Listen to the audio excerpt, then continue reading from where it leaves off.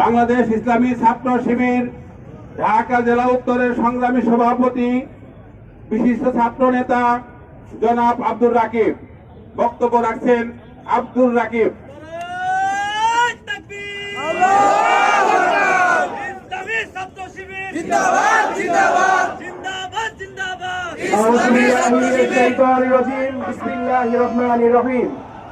আজকের বিক্ষোভ মিছিল পূর্ববর্তী সমাবেশে আজকে সম্মানিত সভাপতি, সঞ্চালক, জেলা পর্যায়ে, থানা পর্যায়ে এবং স্থানীয় পর্যায়ে দায়িত্বশীল এবং কর্মী ভাইরা, সম্মানিত সাংবাদিক ভাইরা, সচেতন ছাত্র সমাজ, সকলের প্রতি সালাম। আসসালামু আলাইকুম ওয়া রাহমাতুল্লাহি ওয়া বারাকাতুহু। আজকে আমার বক্তব্যের প্রথমেই তত্ত্বাবধায়ক অন্তর্বর্তী সরকারকে হুঁশিয়ার করে বলে দিতে চাই, আপনারা যদি স্বাভাবিক প্রক্রিয়ায় ক্ষমতায় আসেননি। শত শত ভাইয়ের রক্ত আহত বন্ধুত্ব বরণকারী ভাইদের ত্যাগের মাধ্যমে আপনারা ক্ষমতায় এসেছেন।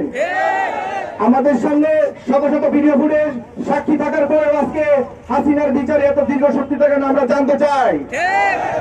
আমরা সরকারের কাছে জোর দাবি জানাচ্ছি, 17 নভেম্বর হাসিনা, আসাদুজ্জামান কামাল সহ যাদের বিচার প্রক্রিয়া দিন প্রত্যেকের ফাঁসির রায় দিতে হবে।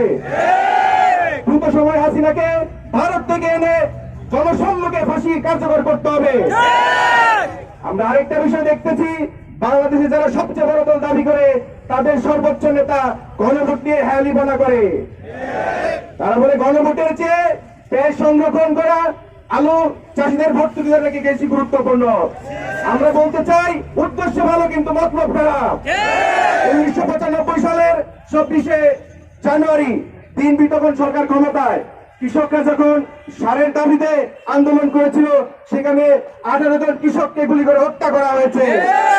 অতএব সাধারণ মানুষ আপনাদের মতলব বুঝে যদি গণভোটের মাধ্যমে জুলাই সনদে আইনি স্বীকৃতি দেওয়া না হয় তাহলে আগামীতে আরেকটা স্বৈরাচার সরকার আমাদের সামনে আসবে, যারা আমাদের রক্ষক নয় ভক্ষকে পরিণত হবে। জুলাই সনদ বাস্তবায়ন না হলে আগামী দিনে এই সারের সিন্ডিকেট, কীটনাশকের সিন্ডিকেট, চাঁদাবাজির গড়ে তুলবে। তারা এই আলু, পেঁয়াজ, বিভিন্ন পণ্য দাম বাড়িয়ে দিবে কৃত্রিম ভাবে। তাই আমরা অবিলম্বে সরকারের কাছে দাবি জানাচ্ছি, দ্রুত আপনাদের সিদ্ধান্ত পরিবর্তন করে গণভোটের আয়োজন করুন, জুলাইয়ের স্বীকৃতি প্রদান করুন। বাংলাদেশ ইসলামী ছাত্র শিবির জিন্দাবাদ, বাংলাদেশ জিন্দাবাদ। আসসালামু আলাইকুম ওয়া রাহমাতুল্লাহি ওয়া বারাকাতুহু।